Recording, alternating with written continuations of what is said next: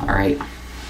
Hello to the two or so of you that maybe it's up to a half dozen now that actually watch these things. I'm going to do my second video log today, and if you remember, my first video log was sort of a meet recap. I talked about my performance and talked about my goals for April, and for this video log, I'm going to try to keep the self-aggrandizing to a minimum, and I'm going to try and keep the narcissism to a minimum. So I'm going to try not to talk about myself too much, but I do want to say at the outset that this second video log is being catalyzed by recent development in the Powerlifting Watch rankings, which I became aware of yesterday, and the rankings are sort of falling or being manipulated in my favor at the moment as they're being updated.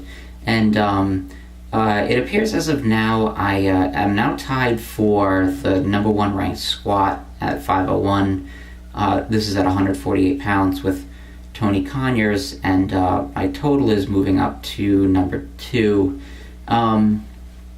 So being ranked number 1 anywhere, anyhow, on the Powerlifting Watch rankings has been a goal of mine, I think, since I started following them a couple of years ago, and I have slowly but steadily moved up the rankings, and so now to achieve it, I mean, it's something that I take very seriously, and something that I'm very appreciative for, and I thanked everybody yesterday, everybody that's been involved both in my life and in my training for the last few years, and so I should just take another moment, I think, to thank all of you, because you have all been instrumental in getting me where I am today. And I want also to say that even though the rankings say that that I'm first in the squat or tied for first in the squat, I don't think anyone with a good pair of eyes would say that I have the same caliber squat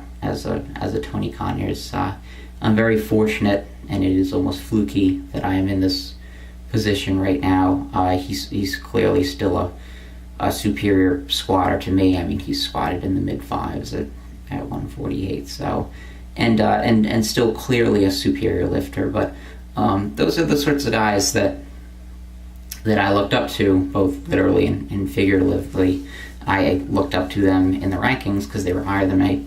Those are the guys that I looked up to when I started competing in this sport and started competing at 148 pounds, and slowly but surely I have closed the gap between myself and them, and hopefully, if I am fortunate enough to do so, I will continue to do so. But anyway, so I don't consider myself to be the best squatter in the country at my weight class, not by any stretch.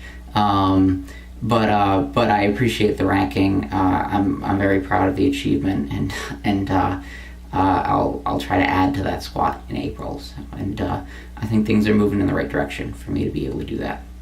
I do want to talk a little bit about my training philosophy, because I think that disseminating important information, and the information that I have to provide to people is directly related to my experience as a lifter. I think that disseminating information in these video logs is important. So that's the capacity that I like to serve at this point, is as a disseminator, and so my philosophy as a power lifter, as a competitor in this sport, has allowed me to go from a 1201 total in April of 2011 as a 148 pounder, in which I squatted 386, bench pressed 276, and deadlifted 540. It's allowed me to go from 1201 to 1355 in October of 2012 with a 501 squat, a 298 bench press, and a 556 deadlift. And my last meet I pulled 568, so and felt every bit as strong there. I just missed a 573 at the top, and so next April will mark my 2-year anniversary in this weight class, and I hope to total maybe 1,400 pounds, maybe a little bit more. But anyway, so my philosophy has allowed me to go from 1200 to near 1400 in a span of 2 years, with consistent progress made each and every meet. I've gone 1201, 1229, 1251, 1267, 1328, 1355. So I've set a total PR every meet. And in order to see that progress from what was already considered an elite level to I guess a pretty high level, I didn't resort to anything that people oftentimes resort to when they make hasty decisions and feel like just because they've stalled out for a month or 2 months or whatever, that the answer can't be located in training. It has to be located outside of training. So I didn't gain weight. I didn't need to gain weight. I actually lost weight over the process, but I certainly didn't gain any weight. I didn't take anything. I'm not one of these rah-rah drug-free types, and I have nothing against them. But I certainly don't celebrate the fact that I am a lifetime drug-free lifter. I'm open about that, as I would be open about my situation if it were otherwise. But I am a lifetime drug-free lifter, whatever that means. That's what I am. And I have never felt the need to do anything to change that. Honestly, it's a personal choice, and I really don't feel like I should have any exceptions made for me, or any consolations made for me because I'm a natural lifter. My personal opinion is that I like to compete against lifters that use. I have absolutely no issue with that. And I don't fault them for it. It's perfectly fine as long as you compete in a federation that doesn't test. You're not breaking any rules, in my opinion. And I don't feel like I need to be spotted anything or given anything in this sport. Nobody needs to throw me pounds because of a personal choice that I made. And but anyway, I haven't taken anything. I haven't done anything. I think that there's a misconception within the culture of powerlifting as to just how long one has to spend to reach an elite level in this sport, and just how sustained one's training has to be to see the sort of progress that will mirror the top athletes in the sport.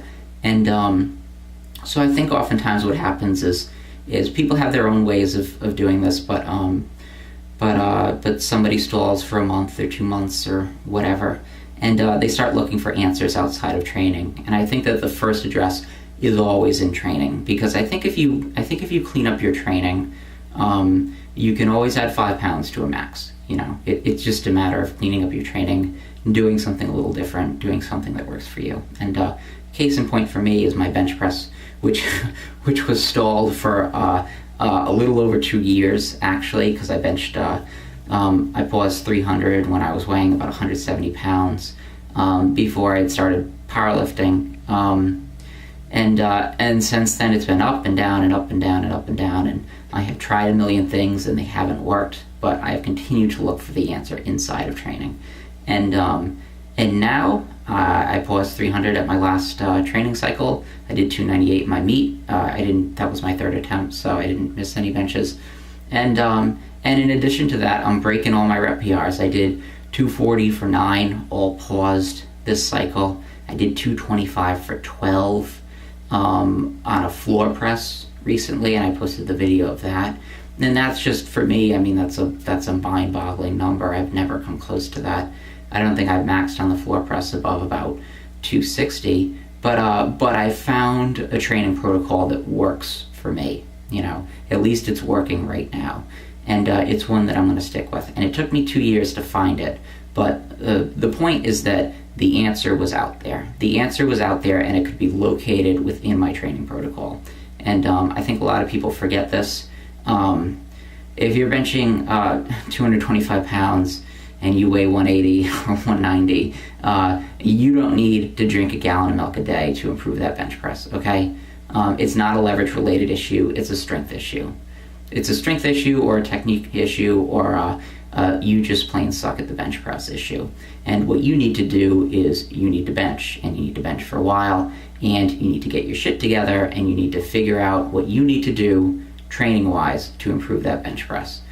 Because ultimately, the answers that matter are the ones that you discover in training, okay? Other things are easy to manipulate. You know, it's easy to put on some gear, and it's not easy to learn the gear, but it's easy to put on gear, you know, and hope for the best and hope for some changes. And it's easy to put on weight and hope for the best, and it's easy to take your cell tech and hope for the best. But ultimately, the changes that you make that will matter will be changes in training. Okay, so find those changes in training. That's been part of my philosophy for a long time. I always tell people around me there is an answer out there, and I firmly believe that, and I remain eternally optimistic that I will locate that answer in my training. Sometimes it can't be helped and you have to look outside of training. I'm not saying disregard these things. I control every aspect of my life related to powerlifting, and I'm clearly intensely focused on everything: diet, rest, recovery, all of that stuff. But I always go to training first. Okay, I always look at my training first in order to try and solve a problem. The second thing I will say in the time that I have left, which is not too long, is I want to just take a moment to say that I have been successful as a lifter, certainly not because of God-given talent. That's not the case. But I think primarily the attitude or the philosophy towards lifting that I espouse and that I personify in how I engage with this activity is one of trying to internalize at every instance whatever faults or blames might lay with my training. And I think some people like to externalize, and I prefer to internalize. And so I focus everything on myself, and this has allowed me to train through the good times and the bad times. And unfortunately, some people need perfect conditions or ideal conditions, and they foreshadow their own poor training sessions by saying, well, I'm not going to have this, or, you know, I don't feel good, or, you know, this is going on with my life, or, you know, I'm not using the bar I want, I didn't bring my baby powder, there are too many people in the gym, you know, somebody's talking to me. I don't lay blame anywhere. Even for legitimate reasons, I don't lay blame anywhere. Now, sometimes things can't be helped. You heard me bitch about plates getting crooked when I was deadlifting, but in my mind during that set, I am not thinking it is okay to fail because the plates are failing you. That is not my philosophy. I think that is a bad approach, and I think that people hold themselves back when they think that way. Now, you have to be honest about the situation you're training within and the conditions under which you're training, but ultimately you have to internalize